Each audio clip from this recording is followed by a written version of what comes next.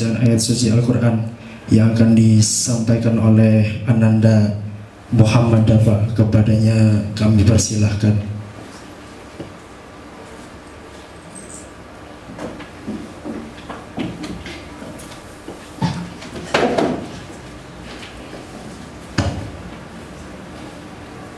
Assalamualaikum warahmatullahi wabarakatuh. Waalaikumsalam warahmatullahi wabarakatuh. A'udzu billahi minasy syaithanir rajim.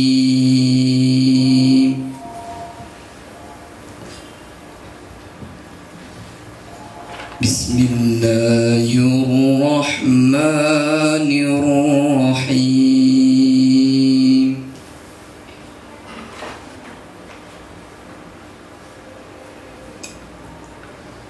Innal muttaqina fi jannatin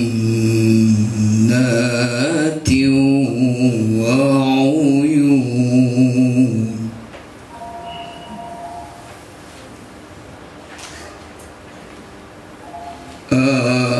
Akhidina ma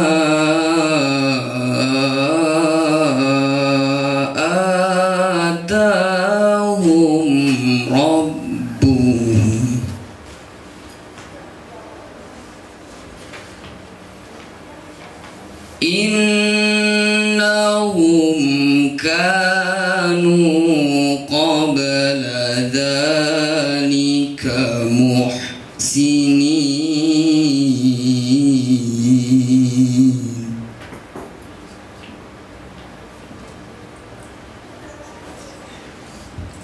Kanu qalilan minal laili ma yahja'un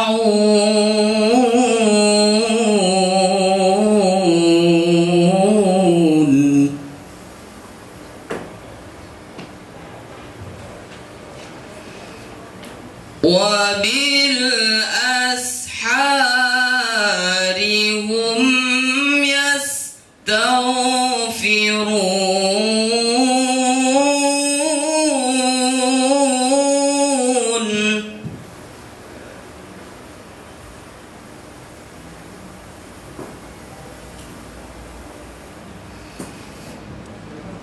Wa fi amwalihim haqqul lis-sa'ili wal mahrum.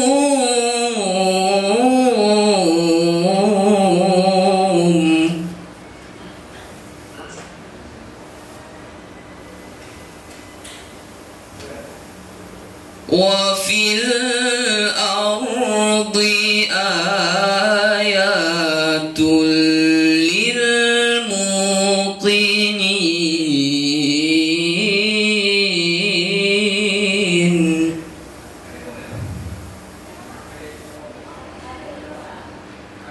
Wa fi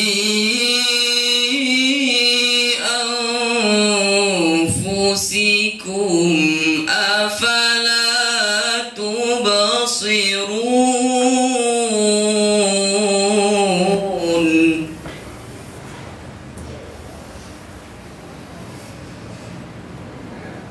Wa fis samai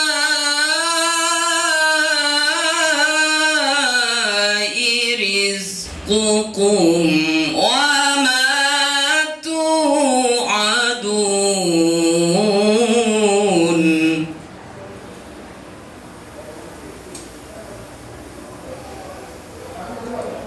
فورب السماء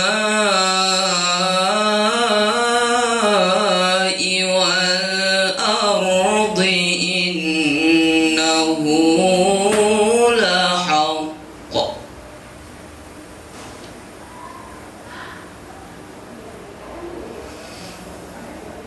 إنه لحق مثل ما لعلكم تنطقون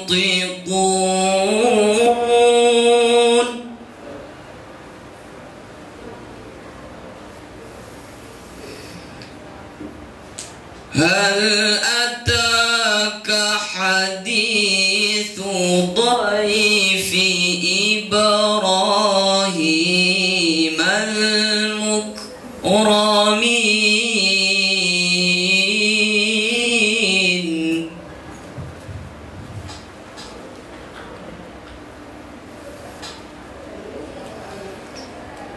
إذ دخلوا عليه فقالوا سلاما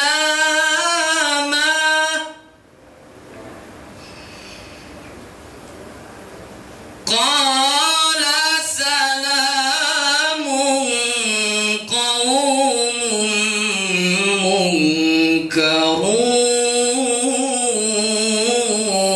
منكرون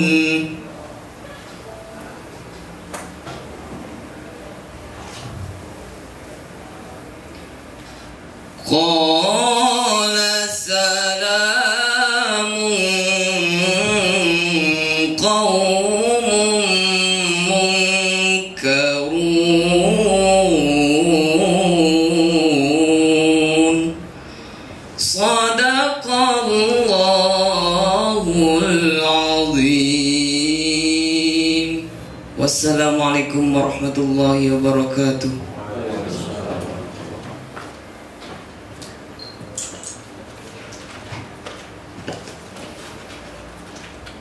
Sadaqallahul Azim, Maha benar Allah dengan segala firman-Nya.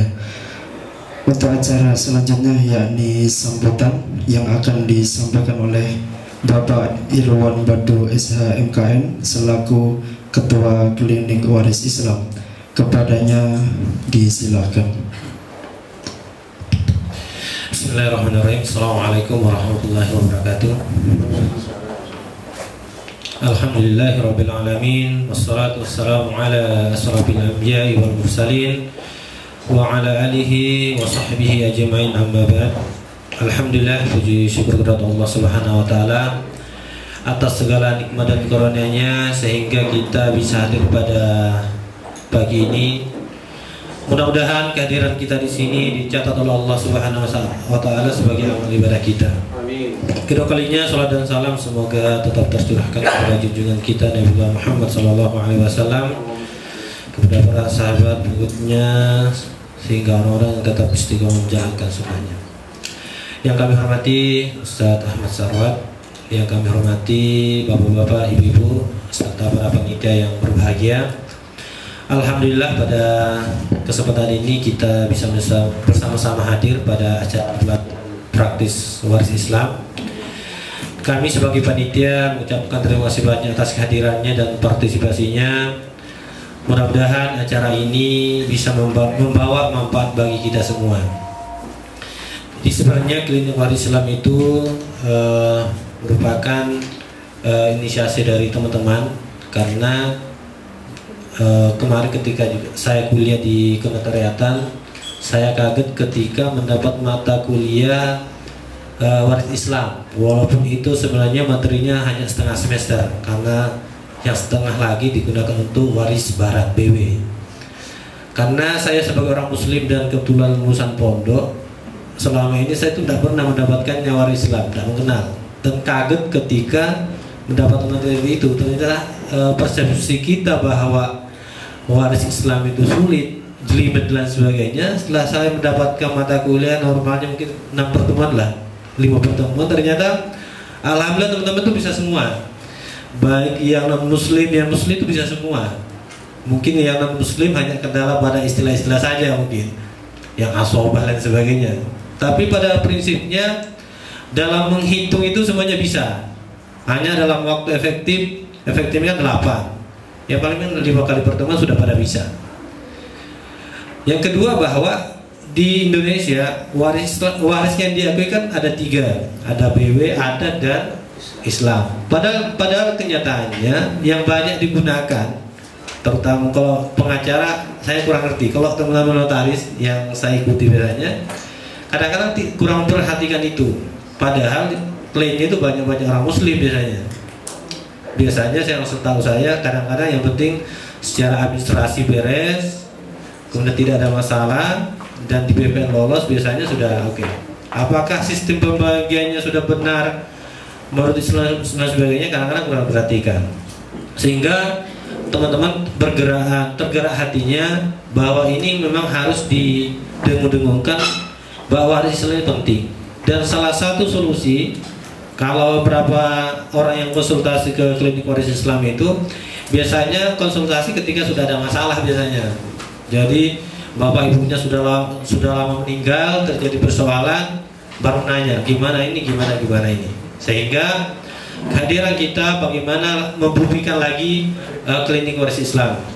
Bagaimana ini bukan hanya kalau di kampus itu hanya kuliah setengah semester atau hanya karena kewajiban saya, tapi ini merupakan sebuah gerakan untuk menyelesaikan persoalan dalam masyarakat kita.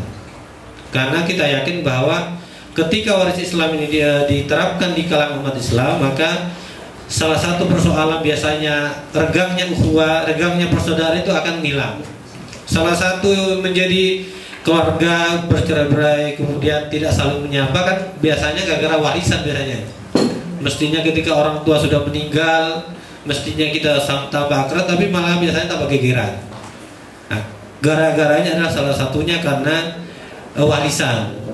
Kalau saya secara pribadi meyakini bahwa kalau warisan Islam yang kita tegakkan, maka insya Allah akan persoalan akan diselesaikan. Karena memang pemahaman saya bahwa kuncinya itu karena siapa yang dapat berapa jumlahnya itu sudah pasti. Dan tidak menurut pendapat ini tapi sudah pasti. Bahkan di dalam Al-Quran itu sudah disebutkan jumlahnya, sepertiga, seperenam, seperempat dan sebagainya. Sehingga tidak perlu diperdebatkan lagi. Mungkin itu, mudah-mudahan acara ini bermanfaat, dan kami yakin bahwa ini adalah sebagai langkah awal saja. Kedepannya kami akan konsentrasi bagaimana mensosialisasikan namanya waris Islam. Karena memang kami teman-teman memang bergerak di bidang hukum. Kami ada berapa masih menyusun nanti di alumni notaris. Saya kebetulan alumni notaris Brawijaya, barusan lulus. Ya belum notaris sih, masih magang.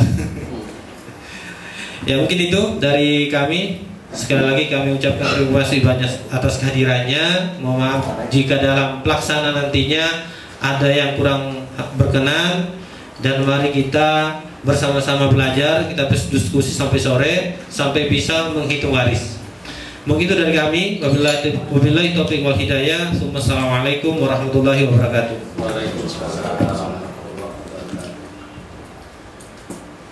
Terima kasih. Semoga apa yang dicita-citakan beliau dapat terwujud di masa yang akan datang. Ya, selanjutnya yakni acara inti pelatihan waris Islam praktis bersama Ustadz Ahmad Sarwat LC MA.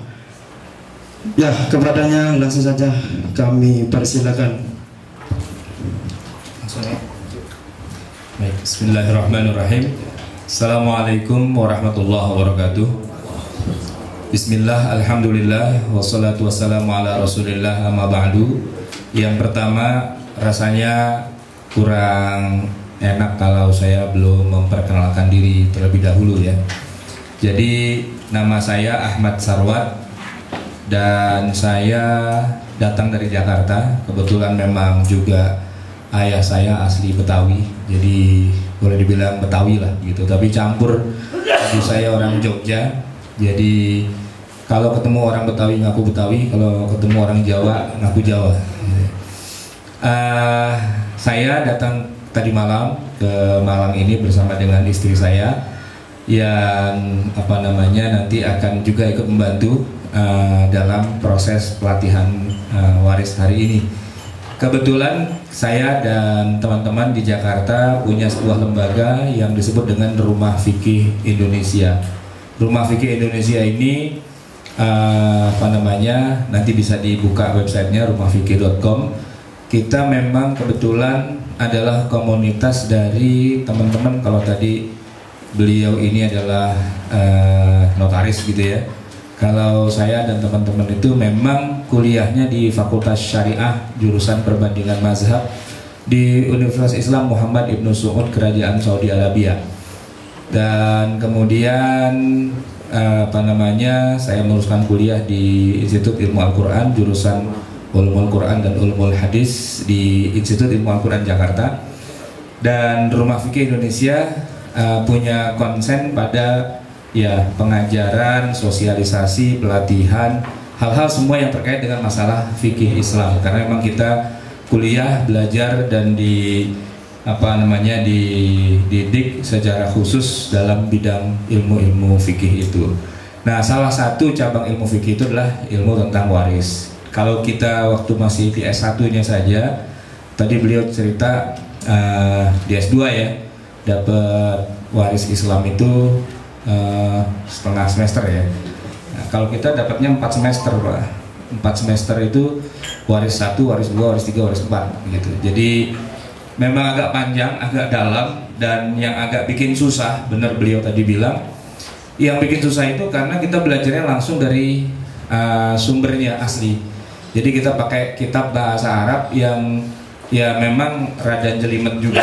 Selain juga dengan menggunakan istilah-istilah yang jelimet. Nah, untuk itu ketika kita punya beban untuk bisa mensosialisasikan ulang kepada sesama kita orang Indonesia, nah, jadi kita punya strategi yang nggak bisa nih dengan cara orang Arab ngajarin 4 semester gitu ya, kapan bisanya gitu. Nah, kemudian kita coba bikin semacam formulasi yang lebih memudahkan. Jadi kita bikin pakai tabel yang Bapak punya ini, diagram-diagram ini.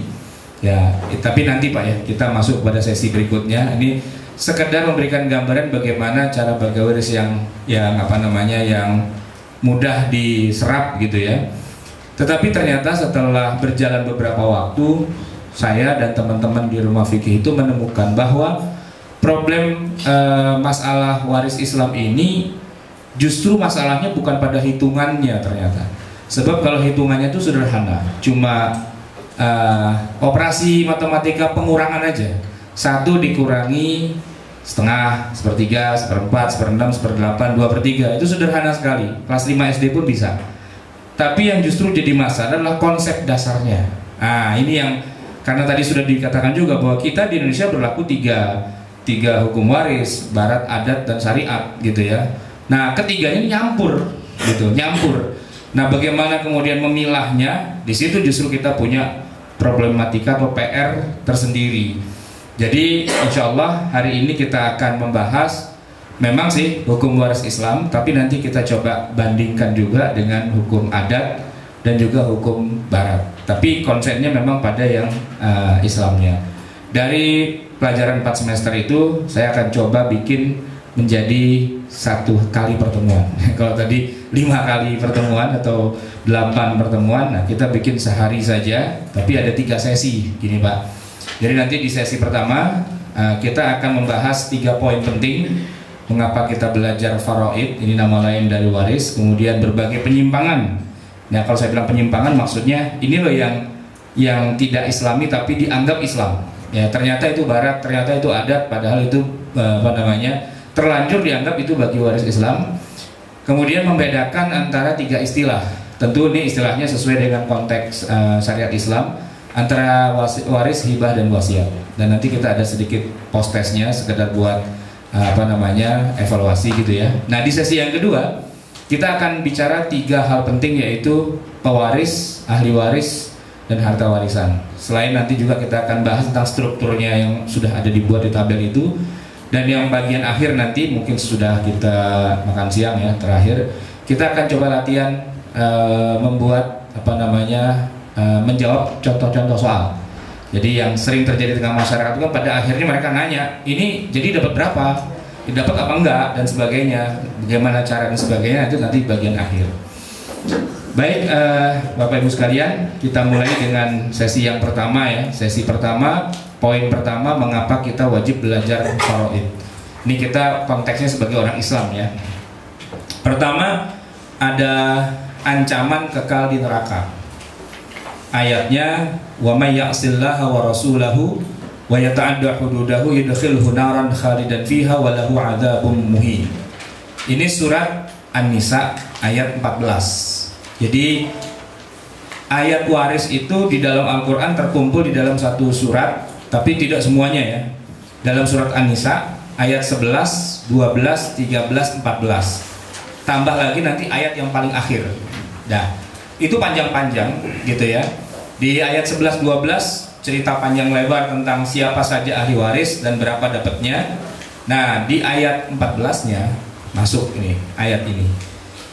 Dan siapa yang maksiat kepada Allah dan Rasul-Nya wa yata'adda hududahu dan menentang hududnya. Menentang hudud ini maksudnya menentang hukum waris. Kenapa? Karena hudud yang dimaksud adalah ketentuan, dan baru saja di 2 ayat sebelumnya Allah sedang bicara ketentuan-ketentuannya. Nah, hukumannya adalah yudkhilhu naran, dimasukkan ke dalam neraka, khalidan fiha, abadi di dalamnya. Ini yang jadi titik tengahnya Pak, kata-kata khalidannya itu, abadi. Sebab begini, kalau masalah masuk neraka, siapa sih yang nggak masuk neraka gitu ya? Pastilah itu. Walaupun seorang muslim dijamin masuk surga, dijamin masuk surga, tetapi karena banyak dosa-dosanya, adalah yang masuk neraka dulu. Cuman kan beda-beda. Ada yang masuk pagi, keluar sore gitu ya, untuk ke surga gitu ya. Ada yang masuk hari ini, keluar minggu depan. Ada yang masuk tahun ini, keluar 200 tahun lagi gitu. Tergantung amal buruk, amal baiknya.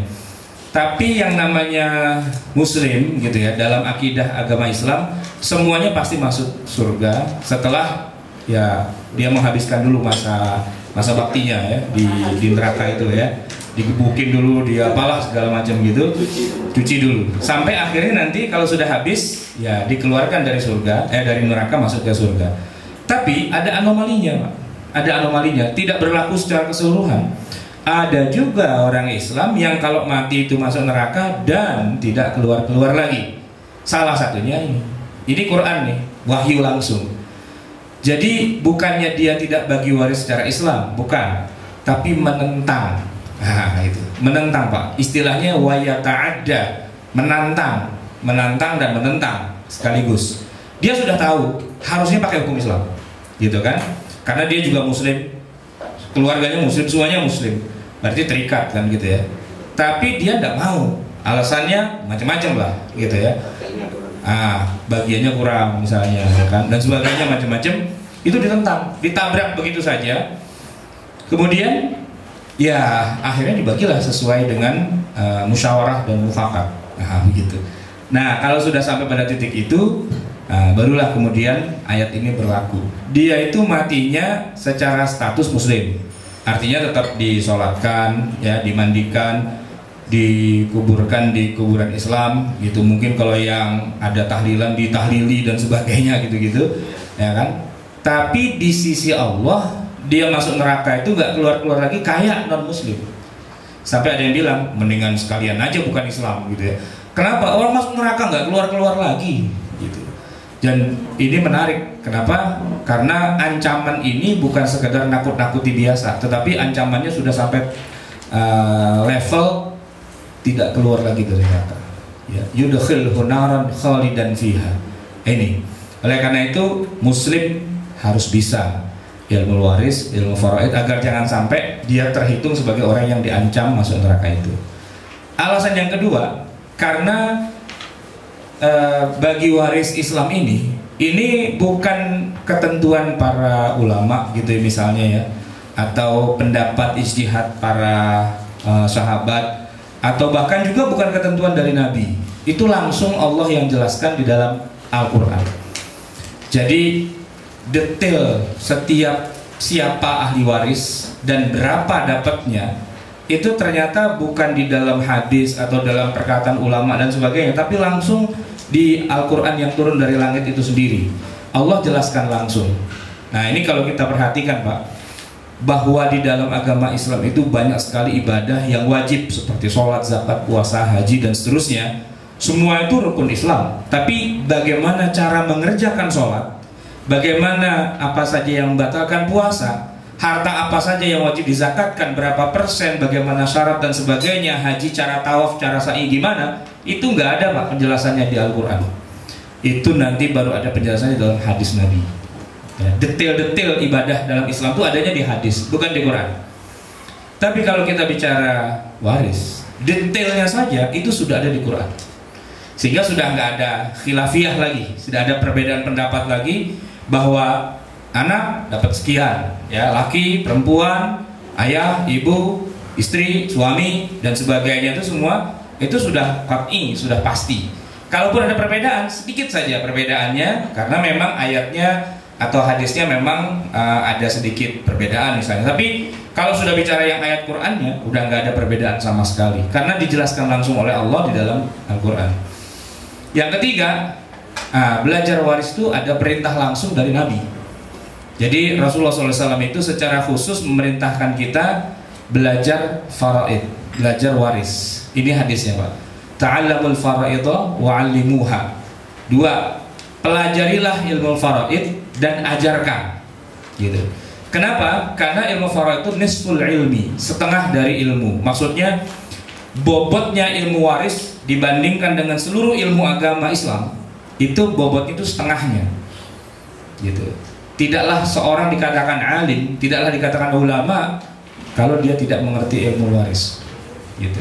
Maka kita bisa ukur kadar keilmuan seorang ustadz, seorang mubalik, seorang penceramah itu gampang, tanyain aja masalah waris. Kalau dia bisa jawab, setidak-tidaknya separuh syaratnya sudah dapat dia.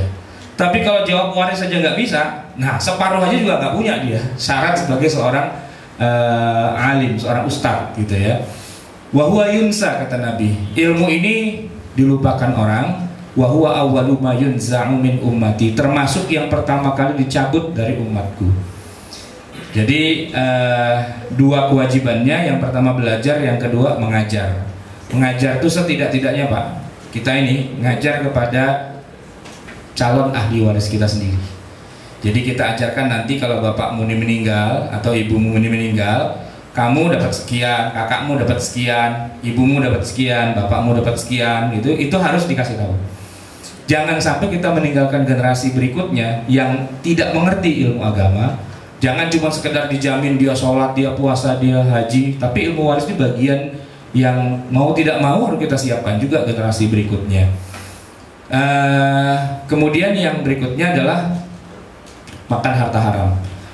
Dilihat dari sudut pandang kacamata syariat Islam, orang kalau membagi waris itu tidak sesuai dengan ketentuan syariah, tidak ketentuan Islam, berarti bisa saja dia memakan harta yang haram yang bukan haknya. Misalnya kalau ada ketentuan anak laki 2 bagian dari anak perempuan, gitu ya. Artinya kalau diuangkan misalnya anak laki dapat 2M, perempuan dapat 1M. Ini kita ngomongnya M aja nih Pak, biar enak ya, gitu. M itu bisa miliar, bisa ember sih sebenarnya. Ya kalau berlian seember kan lumayan. Ketentuannya lah 2:1, gitu. Ternyata mereka meninggalkan agama pakai hukum musyawarah mufakat, gitu. Kita damai deh, ya. Uang yang 3M itu harusnya 2 buat laki, 1 buat perempuan. Kita bagi 2 aja lah, 50-50 sama besar, gitu. Jadi yang perempuan ini ya memakan haknya yang laki-laki, gitu, ya kan? Harusnya kan dia dapat 1M, tapi dapatnya 1,5. Nah yang 500 juta itu bukan hak dia. Walaupun saudaranya yang laki-laki itu ridho, tapi Allah tidak ridho, gitu.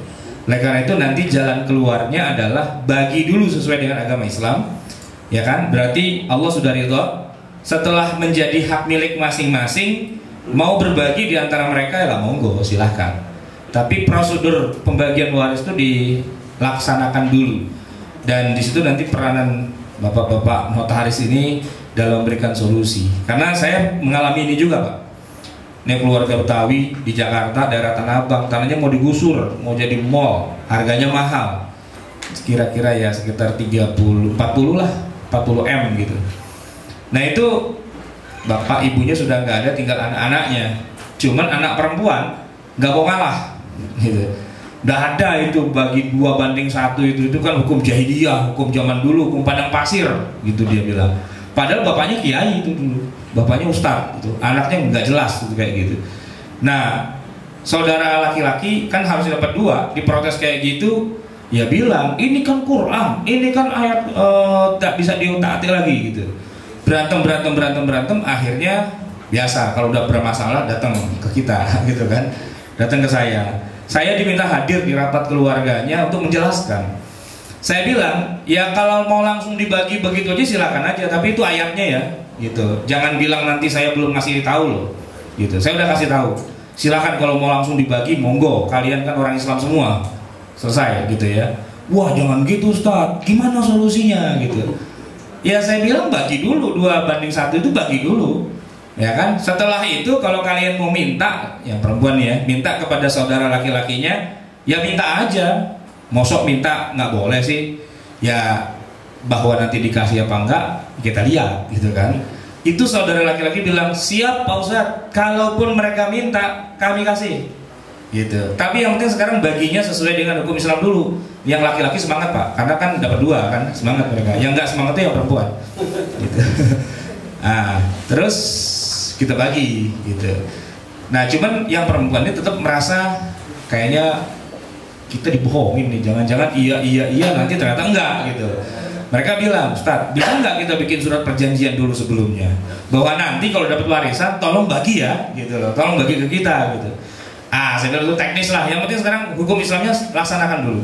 Setelah itu nanti saudara kalian mau bohong, mau pura-pura lupa gitu ya, kapan kita janji mau kasih, kan biasanya begitu Pak kalau udah itu ya. Nah itu lain cerita gitu.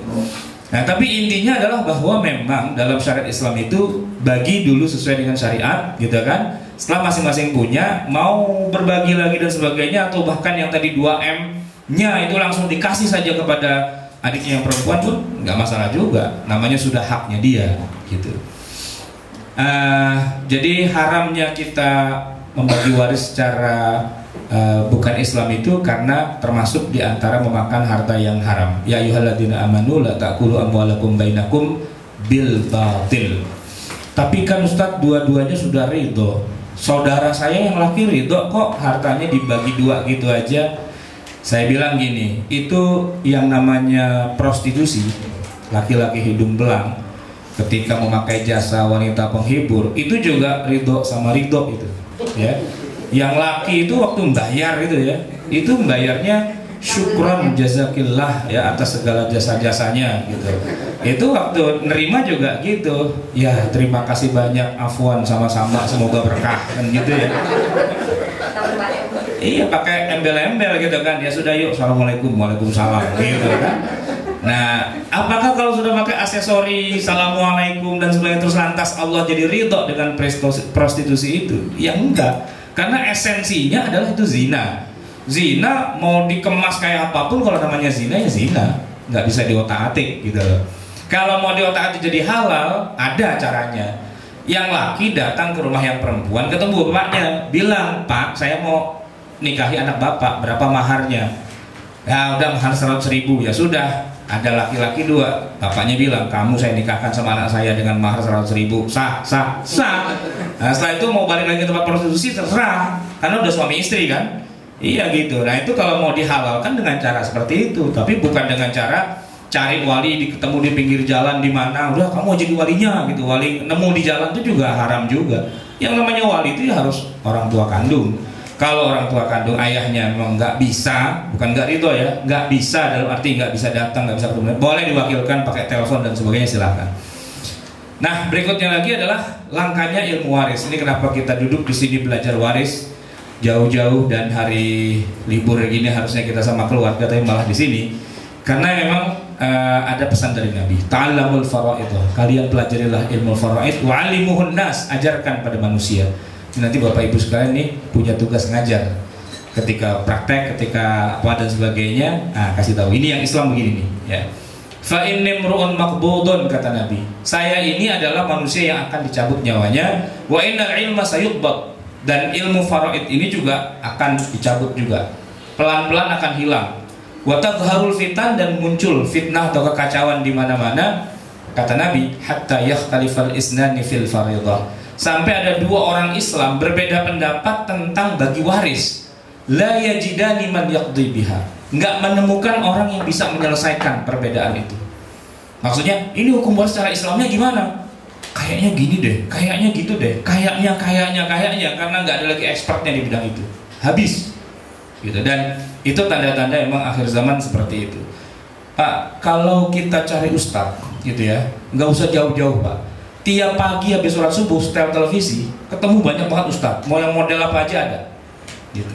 Tapi permasalahannya adalah kebanyakannya itu tidak berangkat dari jenjang pendidikan yang seharusnya gitu. Dia tidak lewat belajar bahasa Arab dulu, belajar nahwu, shorof, apa segala macam, tidak belajar ilmu fikih, tidak belajar dan sebagainya. Tiba-tiba di tengah jalan dalam hidupnya ada kesempatan jadi ustadz. Menarik ternyata, banyak order, jadilah ustadz, gitu kan? Ini yang sering terjadi Pak, ustadz mendadak. Pendeta masuk Islam, terus bagus, bisa memotivasi orang, kemudian jadi ustadz, gitu ya. Pelawak, gitu, bulan Ramadan harus tampil berbau-bau ustadz, lama-lama jadi ustadz, gitu. Penyanyi, artis, gara-gara ikut sinetron Islami atau film Islami, setelah itu jadi ustazah, gitu ya. Banyak Pak. Kalau semua profesi itu kemudian pada banting setir jadi ustadz, pelawak jadi ustadz, penyanyi jadi ustadz, semua jadi ustadz. Tahu nggak? Ustadz jadi apa? Ustadz jadi banyak. Iya kan? Jadi banyak ustadz itu. Iya nggak? Nah, cuman masalahnya kualitasnya gimana? Nah itu. Kualitas ustadz atau tidak ustadz sebenarnya kan suka orang bingung ya. Apakah kalau dia LC, belakangnya ada LC gitu, apakah dia ustadz gitu ya? Enggak, karena LC itu kan gelar tidak resmi. Di Timur Tengah sana itu tidak ada gelar namanya itu LC, itu enggak ada, itu gelar bohong semua sebenarnya. Ya itu gelar tidak resmi, tapi di Indonesia terlanjur kalau udah LC itu berarti ustadz gitu ya. Sebenarnya itu gelar S1. Apapun fakultas dan jurusannya. Teman saya itu jurnalistik di Saudi itu. Jurnalistik, broadcasting gitu ya. Gelarnya LC, di sini jadi ustadz Pak, ceramah kemana-mana, tanyain hukum apa segala macam, jawab lagi dia gitu ya. Udah terlanjur jadi ustadz gitu. Nah, gampang untuk mengetahui ustadz apa tidak, sodorin aja, nih Pak, ini ada masalah waris kayak gini, tolong dijawab gitu. Kalau dia bisa jawab dengan cara yang sesuai dengan syariat Islam, setidak-tidaknya kita bisa bilang, wah ini ada potongan ustadz. Kenapa? Dia bisa jawab gitu. Tapi kalau jawabnya ngambang, ragu dan sebagainya, udahlah nggak usah gitu, ketahuan. Kenapa? Bukan ustadz ternyata dia, gitu ya. Bisa itu jadikan sebagai salah satu alat ukur, gitu ya. Berikutnya lagi, kenapa kok kita belajar ilmu waris? Karena ilmu waris itu sejajar dengan belajar Al-Quran. Ini contohnya nih Pak. Yang ngomong cuma Umar bin Khattab radhiyallahu an, bukan Nabi ya. Ta'allamul faraidah kama tata'allamul Al-Quran, kata Umar. Kalian pelajarilah ilmu faraid sebagaimana kalian mempelajari Al-Quran. Jadi kalau yang kita lihat sekarang kebanyakan di berbagai masjid, musola, majelis taklim, pengajian dan sebagainya, banyak sekali orang belajar Al-Quran. Entah itu tahfiz atau tahsin atau yang lain-lainnya banyak. Tapi kalau kita perhatikan, hampir tidak ada masjid, musola dan sebagainya atau majelis taklim yang khusus mempelajari ilmu waris. Padahal ilmu waris itu adanya di dalam Al-Quran. Artinya kalau dia belajar baca Quran, otomatis harusnya dia belajar waris juga. Cuman perhatian terhadap ilmu waris itu kurang. Kebanyakan orang lebih kepada belajar Quran saja. Nah ini sebenarnya mempelajari waris kayak kita sekarang ini adalah bagian dari kita belajar ilmu Al-Quran. Enggak banyak ayatnya. Ayat 11, 12, 13, 14 sama ayat yang terakhir dari surat An-Nisa. Itu aja. Tapi kita bisa bersemester-semester belajarnya, gitu ya. Nah, penyebab berikutnya adalah ini Pak, pecah keluarga itu kita cegah dengan belajar waris. Jadi kalau tadi sudah dibilang, banyak orang sudah berantem sama keluarga baru datang ke kita, nanya. Itulah kenapa saya nggak suka kalau ada orang berantem masalah waris lalu datang ke saya tuh rada-rada ogah gitu ngejawabnya. Kenapa? Karena punya pengalaman pahit gini Pak. Dia berantem sama keluarganya, datang ke saya, terus minta saya selesaikan di tengah keluarga. Tapi sebelumnya dia minta bocoran dulu. Kira-kira saya dapatnya gede apa enggak Ustaz? Gitu.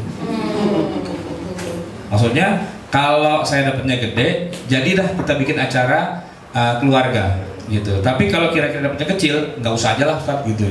Jadi ini berdasarkan kepentingan ternyata gitu ya. Kalau emang dia dapat gede, ya oke lah pakai hukum waris. Ya kalau udah dapat gede itu Pak, biasanya sampai dia teriak, Allahu Akbar, kita tegakkan hukum Islam. Wah, gitu. Kenapa? Gede dapatnya teriak hukum Islam. Gitu.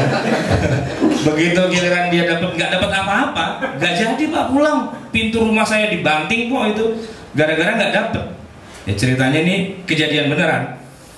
Orang ini berharap dapat waris dari bibinya.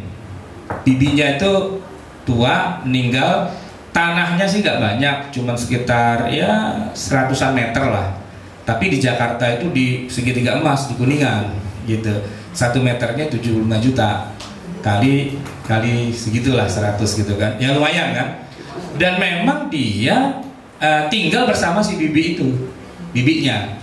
Dan dia yang ngerawatin dan sebagainya lah gitu. Pas bibinya meninggal, ternyata berantem nih sama ponakan-ponakan yang lain. Ada ponakan yang lain yang bilang, saya juga dapat dong, kan saya ponakannya. Kata dia, nggak bisa, yang merawat bibi siapa? Saya. Kamu kalaupun dapat nanti uang kerahiman aja gitu. Karena emang ponakan yang satu lagi itu nggak pernah tinggal di situ, nggak pernah lebaran pun nggak datang gitu loh, ya kan. Giliran si bibi ini meninggal, dia minta bagian. Datanglah orang ini ke rumah saya, nanya, benar nggak Ustadz? Saya dapat warisan, tapi nanti yang itu ponakan satu lagi saya kasih berapa ya kira-kira gitu. Saya bilang gini. Saya ambil itu karton itu ya, diagram waris. Posisi Anda dengan bibi itu di mana? Yang meninggal kan bibi. Anda tuh sebagai ponakan di mana posisinya? Rupanya dia tunjuk. Ini bibi saya meninggal. Ini saudari perempuannya. Nah, saudari perempuannya itu punya anak laki saya ini. Gitu. Ya, oke. Terus yang ponakan satu lagi, nah dia tuh anaknya dari saudara laki-lakinya bibi yang meninggal. Bibi meninggal punya saudara laki-laki, punya saudara perempuan. Saya anak dari saudara perempuan, dia anak dari saudara laki-laki. Dua-duanya saudaranya bibi yang laki dan perempuan udah meninggal. Gitu. Terus dia tanya ke saya, kan saya harusnya dapat Ustadz, soalnya kan saya tinggal bersama bibi saya yang ngerawat. Gitu. Saya bilang, Pak, waris itu bukan biro jasa. Waris itu bukan biro jasa, babysitter ya, yang merawat ngasuh, bukan. Ini urusan nasab. Coba ente lihat di dalam tabel itu posisi ente di mana. Ya cari. Ini ibu saya. Di bawah kok nggak ada ya maksud. Nah, saudari perempuan almarhum itu kalau dia punya anak, nggak ada judulnya dia tuh menerima waris. Berarti saya nggak dapat dong Ustaz. Iya nggak dapat. Gitu. Kalau ngomong waris nggak dapat. Yang dapat malah dia dong. Iya, dia nih anak laki-laki dari saudara laki-laki, dapat gitu loh. Jadi yang dapat uang kerahiman saya, yang dapat waris dia. Iya. Ya udah Pak, assalamualaikum, pulang dia udah nggak jadi gitu loh. Nah, kan kacau. Nah, ya nggak jadi Allahu Akbar gitu ya kan. Nah, dia bilang Islam itu kan tidak harus saklek gitu Ustaz. Kita kan harus musyawarah mufakat gitu baliknya. Musyawarah lah gitu kan, suka sama suka akhirnya. Nah itu yang baik. Tapi ada juga yang sudah perang. Jadi kalau datang ke rumah saya itu udah nangis gitu. Berantem sama saudaranya. Itu isi SMS-nya kasih lihat saya itu daftar anggota kebun binatang semua. Caci maki dan sebagainya keluarga udah nggak tadi. Lebaran pun nggak datang gitu ya. Silaturahim putus, nggak mau ketemu, nggak mau nanya dan sebagainya. Rebutan warisan. Itu kalau udah begitu baru nanya, ini susah Pak. Terus terang susah. Oleh karena itu saya lebih suka kita bikin acara begini aja deh. Mumpung kita belum kaya, saya bilang, ya kan, belum ada yang mau dibagi waris, kita sudah sosialisasikan dulu, jadi tahu. Bahkan anak kita pun dari kecil udah kita kasih tahu, ini harta punya bapakmu ya, ini harta punya ibumu. Nah kalau itu jangan dijual, kenapa? Punya orang, ya, jangan dibagi waris. Ya. Tanah di samping rumah tuh mau dijual aja, padahal itu tanah orang. Jadi mencegah pecah keluarga, ini salah satu tujuan kita kenapa kita duduk di sini. Sebelum terjadi pecah itu sebaiknya kita antisipasi. Berikutnya, ini yang tadi juga sudah disebutkan, mudah dan sederhana ya. Waris itu tidak perlu belajar ilmu matematika yang terlalu jauh. Cuman bicara operasi pengurangan saja. bilangan bulat dikurangi dengan bilangan pecahan. 1 itu hartanya almarhum, nanti ahli warisnya semua dapat pecahan. Ada yang dapat setengah, ada yang dapat 1/8, ada yang dapat 1/3, 1/4, 1/6, 2/3 dan sebagainya. 1 dikurang dalam buka kurung setengah plus 1/3 plus berapa dan sebagainya. Ada sisanya berapa itu dapat asobah, begitu. Sederhana itu. Jadi bahkan kita tidak butuhkan pulpen, tidak butuh kalkulator, tidak butuh komputer, tidak butuh apa-apa untuk bisa membahas matematika waris. Kita tidak butuh ilmu matematika yang tinggi, tidak butuh linier, tidak butuh kalkulus, ya, tidak butuh sinus, kosinus, tangen, dan nggak perlu. Gitu. Kita cukup mempelajari ilmu pecahan saja. Angka 1 dikurangi dengan angka-angka pecahan, itu aja sederhana. Nah, yang terakhir, kenapa kita harus belajar ilmu waris? Karena banyaknya penyimpangan. Di Indonesia ini yang namanya penyimpangan hukum waris Islam atau percampuran, ya, itu cukup banyak dan saya menuliskannya dalam 10. Sebenarnya sih lebih dari 10, tapi ini karena durasi kita perpendek saja. Pertama, tentang anak laki-laki dan perempuan disamakan. Ini kan bertentangan dengan ayat Al-Qur'an, yusikumullahu fi auladikum lidzakari mislu hadzil untsayain. Allah wasiatkan tentang pembagian waris untuk anak-anakmu, bagian anak laki setara dengan 2 orang anak perempuan. Nah, jadi tugas kita adalah menjalankan itu. Kalau sudah mau diatur ulang, silahkan. Yang penting dibagi dulu sesuai dengan ketentuan Islam. Kemudian yang kedua, bagi waris sejak masih hidup. Nah, ini problem nih Pak. Ini budaya kita. Jadi kadang-kadang takut anak-anaknya pada berantem satu sama lain. Orang tua tuh sudah kumpulin dulu anak-anaknya, lalu